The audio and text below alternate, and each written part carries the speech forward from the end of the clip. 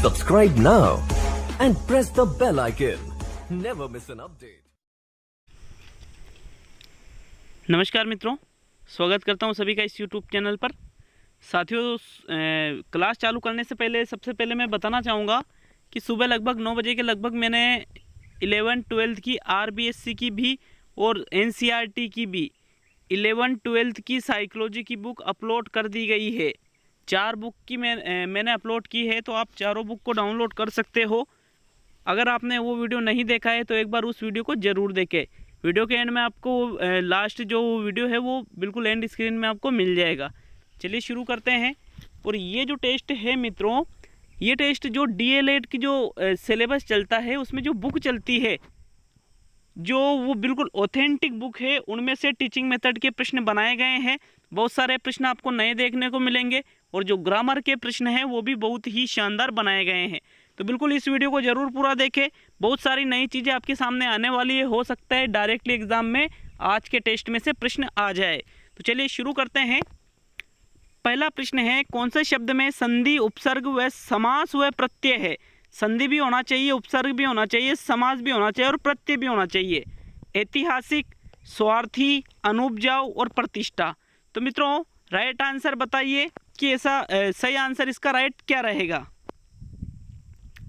तो मित्रों इसका राइट आंसर रहेगा स्वार्थी। स्वार्थी जो शब्द है, ठीक है, स्वार्थी में स्व उपसर्ग लगा हुआ है, स्व प्लस अर्थी, स्वार्थी, ठीक है।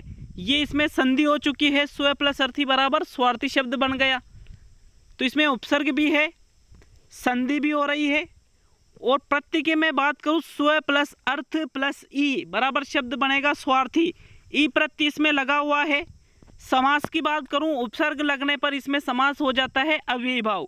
तो मित्रों स्वार्थी शब्द में संधि भी है, उपसर्ग भी है, समास भी है और प्रत्यय भी है, इसलिए इसका दूसरा विकल्प सही रहेगा। प्रश्न नंबर 2 देखेंगे मित्रों। निम्न में से असत्य है। जो अच्छे कुल में उत्पन्न हुआ उसे कुलीन कहते हैं। जो इंद्रियों से परे हो उसे इंद्रिय कहेंगे। जो इंद्रियों द्वारा न जाना जा सके उसे अगोचर कहा जाएगा।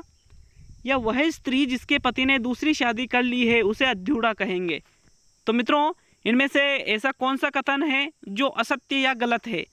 राइट आंसर आता है जो इंद्रियों से परे हो उसे इंद्रियातीत कहा जाता है। इंद्रियातीत, इंद्रिय प्लस अतीत। तो मित्रों इसका दूसरा विकल्प सही है। बाकी जो अच्छे कुल में उत्पन्न हुआ उसे कुलीन ही कहेंगे और जो इंद्रियों द्वारा न जाना जा सके उसे अगोचर कहेंगे और वह स्त्री जिसके पति ने दूसरी शादी कर ली हो उसे अध्यूढ़ा ही कहेंगे। तो यहाँ दूसरा विकल्प सही है। तीसरा प्रश्न देखेंगे। संधि की दृष्टि से अशुद्ध शब्द है निःशुल्क, मनोचिकित्सक, भगवत गीता और हिमांचल। तो मित्रों अगर इसके राइट आंसर की मैं बात करूं तो इसमें जो मनोचिकित्सक शब्द है ये क्या है? अशुद्ध है। इसका शुद्ध रूप होता है मनश्चिकित्सक। मन है प्लस चिकित्सक बराबर मनश्चिकित्सक। मित्रों दूसरा विकल्प सही है। बाकी निःशुल्क ऐसे लिखा जाता है, भगवत गीता ऐसे लिखते हैं और हिमांचल भी ऐसे लिखते हैं। दूसरा विकल्प यहाँ पे अशुद्ध है, तो आपका राइट आंसर दूसरा ही रहेगा। प्रश्न नंबर 4 देखेंगे। क्रिया विशेषण पदबंध का प्रयोग किस वाक्य में हुआ है? प्रियंका गांधी जोर से बोलती है। करीना कपूर का बेटा तैमूर बहुत सुंदर कपड़े पहनता है। वह लड़की अब बोल सकती है और बहता हुआ जल ठंडा होता है। तो मित्रों विशेषण पदबंध आपसे पूछा है। देखिए विशेषण पदबंध मतलब जिसमें यहाँ पर विशेषण क्या, क्रिया विशेषण। जो क्रिया विशेषण पदबंध है उसमें क्रिया की विशेषता होना चाहिए। तो इसका जो प्रथम विकल्प है वो सही है। क्रिया की विशेषता यहाँ बताई जा रही है कि जोर, ठीक है, बोलती तो है लेकिन कैसे बोलती है? जोर से बोलती है, इसलिए ये क्रिया की विशेषता है। अतः इसमें प्रथम विकल्प सही रहेगा। बाकी और जो जैसे बहता हुआ जल ठंडा होता है ये तो क्रिया पदबंध है। वह लड़की अब बोल सकती है ये क्रिया पदबंध है। मित्रों सॉरी ये विशेषण पदबंध है। बहता हुआ जल ठंडा होता है ये विशेषण पदबंध है। वह लड़की अब बोल सकती है ये क्रिया पदबंध है। करीना कपूर का बेटा तैमूर बहुत सुंदर कपड़े पहनता है ये विशेषण पदबंध है। तो मित्रों यहाँ पर आपका प्रथम विकल्प सही रहेगा। हो सकता है एक और बात मैं बताना चाहूँगा, ये जो वाक्य है बहता हुआ जल ठंडा होता है, यहाँ पर संज्ञा पदबंध भी अगर आ जाता है तो यहाँ इतना अंडरलाइन हुई रहेगी, ठीक है। जो जल शब्द है यहाँ तक रेखांकित ये रहेगा, तो इसमें संज्ञा पदबंध आ जाएगा। मित्रों यहाँ आपका प्रथम विकल्प सही है। प्रश्न नंबर 5 देखेंगे, कर्मवाच्य प्रधान वाक्य कौन सा है जिसमें कर्मवाच्य हो? नेताजी ने भाषण दिए, राम ने पत्र लिखा, प्रियंका ने पत्र लिखा और चाची से लिखा नहीं जाता। तो मित्रों कर्मवाच्य की मैं बात करूं तो ये चाची से लिखा नहीं जाता, ये तो भाववाच्य का उदाहरण है। राम ने पत्र लिखा, देखो राम पुल्लिंग है, ठीक है, और जो लिखा है वो भी यहाँ पर पुल्लिंग है, तो मतलब जो क्रिया हो रही है वो कर्ता के अनुसार हो रही है, तो ये तो कर्तृवाच्य है। यहाँ देखिए ये प्रियंका स्त्रीलिंग है लेकिन यहाँ लिखा, ठीक है, इसमें चेंजेज हुआ है, मतलब इसमें जो क्रिया हो रही है वो किसके अनुसार हो रही है? पत्र के अनुसार हो रही है, पत्र लिखा। अतः इसमें मित्रों ये कर्मवाच्य का उदाहरण है जिसमें क्रिया किसके अनुसार होती है? कर्म के आधार पर क्रिया का प्रतिपादन होता है। तीसरा विकल्प सही है मित्रों। प्रश्न नंबर 6 देखेंगे, सरल वाक्य की पहचान करो। राम आया और चला गया, प्रियंका और गीता कॉलेज जाती है, जब परीक्षा आती है तब विद्यार्थी पढ़ते हैं और जो करेगा सो भरेगा। तो इसमें आपके सामने छठे प्रश्न में ये देखना है सिर्फ आपको कि वो कौन सा विकल्प है जिसमें सरल वाक्य हो। तो मित्रों इसका राइट आंसर है प्रियंका और गीता कॉलेज जाती है। दोनों कॉलेज जाने का कार्य एक मतलब दोनों के द्वारा एक ही कार्य किया जा रहा है, और अगर कर्ता दो हो और दोनों के द्वारा एक ही क्रिया की जाती है तो उसको सरल वाक्य में सम्मिलित कर लिया जाता है। बाकी ये मिश्र वाक्य है, ये मिश्र वाक्य है और ये संयुक्त वाक्य है। आगे देखेंगे 7वां प्रश्न, कौन से वाक्य में अन्वय की कमी है? पैसा वैसा देना है, राम चाय खाता है, वह उड़ाता है और बेटी पराये घर का धन होता है। तो मित्रों इसमें सारे जो वाक्य है वो अशुद्ध है, लेकिन अन्वय संबंधी अशुद्धि किसमें है? तो इसका जो राइट आंसर रहेगा वो रहेगा चौथा विकल्प, बेटी पराये घर का धन होता है। देखिए अन्वय संबंधी कमी का मतलब है जिन वाक्य में लिंग वचन या काल में कोई अशुद्धि हो तो वहाँ अन्वय संबंधी कमी होती है। मित्रों यहाँ चौथा विकल्प सही रहेगा। प्रश्न नंबर 8 देखते हैं, कौन सा वाक्य इच्छा सूचक है? दादाजी क्या लिख रहे हैं? जो पढ़ेगा सो पास होगा, कक्षा में कुछ विद्यार्थी कमजोर है, ईश्वर करे कि आप सब शिक्षक बन जाए। तो इच्छा सूचक बिल्कुल आपको भी पता चल गया होगा कि ईश्वर करे कि आप सब शिक्षक बन जाए, ये इच्छा सूचक वाक्य है, क्योंकि यहाँ पर इच्छा प्रकट की जा रही है, ईश्वर करे कि सभी का रीट में सिलेक्शन हो जाए। बहुत अच्छी बात है ना, ये है कि नहीं है? तो यह चौथा विकल्प सही है मित्रों। प्रश्न नंबर 9 देखते हैं। 9वां प्रश्न है, तत्सम व तद्भव शब्द का सही मेल नहीं है। पाषाण का पत्थर, रक्षा का राखी, अक्षत का अच्छत और अमावस्या का अमावस।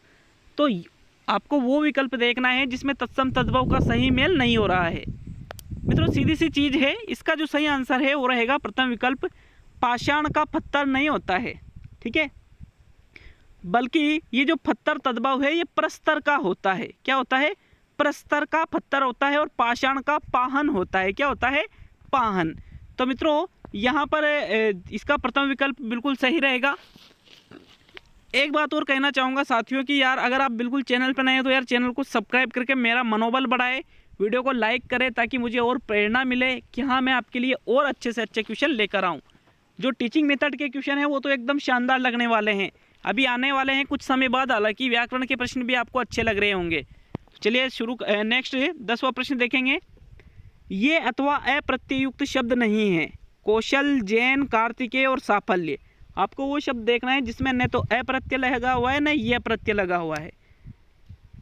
साथियों इसका राइट आंसर है कार्तिकेय। कार्तिकेय शब्द में ए प्रत्यय लगा हुआ है, ये और अप्रत्यय नहीं लगा हुआ है। जीन प्लस अ जैन शब्द बनता है, कुशल प्लस अ कौशल बनता है, सफल प्लस ये साफल्य बनता है, और कार्तिकेय में कौन सा है? कृतिका प्लस ए बराबर कार्तिकेय। तो मित्रों इसमें ए प्रत्यय है, अतः आपका तीसरा विकल्प सही रहेगा। 11वां प्रश्न देखेंगे। कौन से शब्द के स्व उपसर्ग का प्रयोग नहीं हुआ है? कौन से शब्द में है ये कि ऐसा कौन सा शब्द है जिसमें स्व उपसर्ग का प्रयोग नहीं हुआ है? स्वार्थ, स्वल्प, स्वाश्रित और स्वाधीन। तो मित्रों अगर मैं बात करूं स्व उपसर्ग किसमें नहीं लगा हुआ है, तो देखिए जो स्वार्थ शब्द है इसका होता है स्व प्लस अर्थ, मतलब इसमें स्व उपसर्ग लगा हुआ है। स्वाश्रित का होगा स्व प्लस आश्रित, इसमें भी लगा हुआ है। स्वाधीन का होगा स्व प्लस अधीन, इसमें भी लगा हुआ है। और जो स्वल्प शब्द है इसका होगा सु प्लस अल्प। सु मतलब अच्छा, मतलब कम ही अच्छा होता है, तो मित्रों इसमें जो स्वल्प है इसमें सु उपसर्ग लगा हुआ है और आपका दूसरा ही विकल्प इसमें सही रहेगा। 12वां प्रश्न देखेंगे। प्रश्न नंबर 12 है, सामान्य वर्तमान काल का उदाहरण है। सोनू ने खाना खाया, नेताजी भाषण दे रहे हैं, छात्र हिंदी पढ़ते हैं और बच्चे कक्षा में खेल रहे थे। तो मित्रों अगर मैं बात करूं वर्तमान काल की, उसमें भी सामान्य, तो जहां पर क्रिया के वर्तमान काल में सामान्य रूप से होने का बोध हो वहां सामान्य वर्तमान काल होता है। तीसरा जो विकल्प है, छात्र हिंदी पढ़ते हैं, बिल्कुल वर्तमान काल का बोध हो रहा है। सोनू ने खाना खाया, खा लिया उसने, मतलब ये किस में चला गया, ये भूतकाल में चला गया। नेताजी भाषण दे रहे हैं, ये वर्तमान में अभी भी जारी है तो अपूर्ण वर्तमान काल में चला गया। बच्चे कक्षा में खेल रहे थे मतलब पहले की बात है तो ये भूतकाल में चला गया। तीसरा विकल्प राइट है मित्रों। प्रश्न नंबर 13 देखेंगे। कौन सा शब्द सदैव बहुवचन में रहता है? घी, आग, जनता और हस्ताक्षर। तो मित्रों सदैव बहुवचन की यदि मैं बात करूं तो जो हस्ताक्षर शब्द है ये सदैव बहुवचन में रहता है और जो जनता है, आग है, घी है, ये शब्द सदैव किस में रहते हैं? एक वचन में रहते हैं।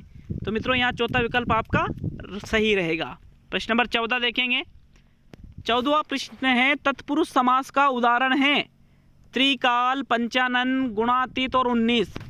मित्रों त्रिकाल शब्द में द्विगु समास है, पंचानन में बहुब्री समास है, 19 में अविभव समास है और गुणातीत गुण से अतीत, तो इसमें तत्पुरुष समास का प्रयोग हुआ है। तो मित्रों आपका तीसरा ही विकल्प इसमें राइट रहेगा। प्रश्न नंबर 14 में कौन सा तीसरा विकल्प आपका सही है। प्रश्न नंबर 15 देखेंगे। संबंधवाचक सार्वनामिक विशेषण को पहचान कीजिए की पहचान कीजिए, ऐसा लिख लीजिए। वह लड़का शैतान है, कोई लड़का शैतान है, राम बहुत चालाक है, जो लड़का कल मुझे देखना आया था वो यही है। संबंधवाचक, तो बिल्कुल सीधी सी चीज़ है यार, संबंध किस में बताया जा रहा है? जो लड़का कल मुझे देखना आया था वो यही है। या समझिए बात को, ऐसा नहीं है कि देखना आया था तो उनकी सगाई होगी तो संबंध बन गया, एक रिलेशन बन गया उन दोनों के बीच में। उस संबंध की नहीं कह रहा हूँ मैं यहाँ कह रहा हूँ संबंधवाचक सार्वनामिक विशेषण की। इसमें क्या होता है कि यहाँ पे देखिए, जो लड़का कल मुझे देखना आया था वो यही है, यहाँ संबंध बता दिया ना कि कल जो देखना आया था वो यही है, तो इसमें संबंधवाचक सार्वनामिक विशेषण है। मित्रों चौथा विकल्प सही है। अब शिक्षण विधियों के बहुत ही इंटरेस्टिंग प्रश्न आने वाले हैं जो एग्जाम की दृष्टि से बहुत इंपॉर्टेंट है और मेरा दावा है कि आप कम से कम 5 प्रश्नों को जरूर लिख लोगे। तो देखते हैं 16वें प्रश्न को। बाल केंद्रित कक्षा में आकलन सीखने सिखाने की प्रक्रिया में अभिन्न अंग होगा, सतत और सारगर्भित होगा, प्रत्येक बच्चे की जरूरत, गति और सीखने की तरीकों को ध्यान में रखते हुए किया जाएगा। ये सॉरी जरूर नहीं है, मेरे पढ़ने में कन्फ्यूजन हो गया कि यार ये क्या है। तो यहाँ है ये जरूरत। क्या है ये? जरूरत। प्रत्येक बच्चे की जरूरत, गति और सीखने के तरीकों को ध्यान में रखते हुए किया जाएगा और इनमें से कोई नहीं। तो मित्रों ये जरूर को जरूरत पढ़ ले हुए और ध्यान से सोच समझ के उत्तर दे हुए। एग्जाम में ऐसे प्रश्न आ जाता है तो दिमाग घूम जाता है। मित्रों इसका राइट आंसर है तीसरा विकल्प, प्रत्येक बच्चे की जरूरत, गति और सीखने के तरीकों को ध्यान में रखते हुए किया जाएगा। एक बात और बता दो अब मैं आपको, विकल्प ये भी सही है, विकल्प ये भी सही है, कोई गलत नहीं है। सतत और सारगर्भित होगा, बिल्कुल सही बात है। सीखने सिखाने की प्रक्रिया में अभिन्न अंग होगा, बिल्कुल सही बात है। तीसरा विकल्प बिल्कुल सही है। तो यह चौथा विकल्प उपयुक्त सभी आता, लेकिन वो नहीं है। एग्जाम में बिल्कुल आपको 2-4 प्रश्न ऐसे देंगे एग्जामिनर जिसमें आप फंसोगे और फिर उनमें बोनस दे दिए जाते हैं। उन प्रश्नों को डिलीट कर दिया जाता है। क्यों? ताकि आप उस प्रश्न में फंसो, आपका टाइम वेस्ट हो, आपके टाइम घटे, इसलिए ऐसा होता है। इसलिए मैं भी ऐसे कुछ प्रश्न जरूर लेकर आता हूँ। तो मित्रों यहाँ इसका जो सही आंसर है वैसे तो चौथा विकल्प में आना चाहिए, उपयुक्त सभी, और वो इसका 100% राइट आंसर रहता। लेकिन यहाँ पर आप विकल्पों को देखोगे तो बिल्कुल सारे ही विकल्प सही है, लेकिन कोई सा भी एक विकल्प आप लगा सकते हो।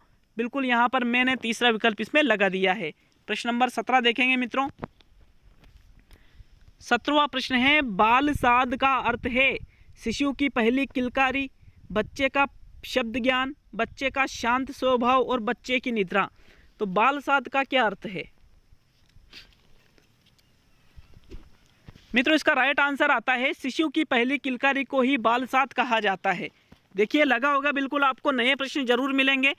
मैंने डीएलएड की बुक में से बहुत ही मेहनत करके ये टेस्ट बनाया है। तो यार वीडियो को शेयर अधिक से अधिक करें अपने जो व्हाट्सअप ग्रुप है फ्रेंडों के, या फिर बिल्कुल जहाँ पर आप शेयर कर सकते हो ज़रूर शेयर करें वीडियो को, ताकि लोगों को वास्तविक स्थिति उनकी जो आकलन है वो अच्छी तरह से इस टेस्ट के माध्यम से कर सके। प्रश्न नंबर 18 देखेंगे मित्रों। सही कथन है अक्षर की पहचान पढ़ना है। आप किसी अक्षर को पहचान लेते हो क्या, वो पढ़ना है। अर्थ ग्रहण करके पढ़ना है।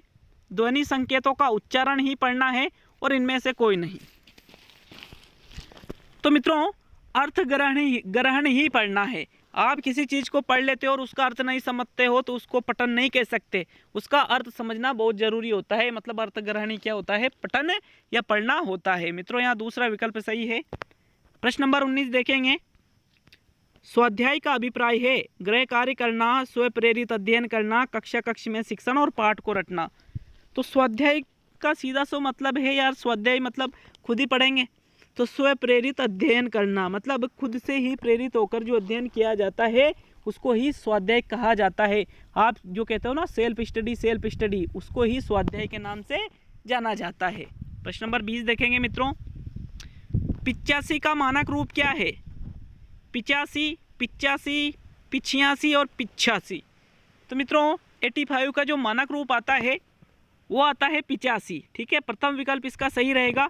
बिल्कुल 1 से 100 तक मानक रूप में बिल्कुल आपको पढ़ाऊंगा, कोई दिक्कत लेने की ज़रूरत नहीं है। चैनल से लगातार जुड़े रहे। प्रश्न नंबर 21 देखेंगे।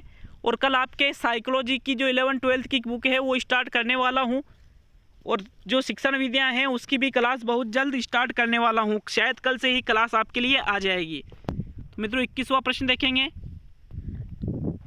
भाषा सहायक होती है बच्चे के व्यक्तित्व विकास में, बच्चे के सामाजिकरण में, अन्य विषयों के शिक्षण में, उपयुक्त सभी में। तो सीधी सी बात है यार, भाषा सभी में सहायक होती है, इसलिए इसका चौथा विकल्प सही रहेगा।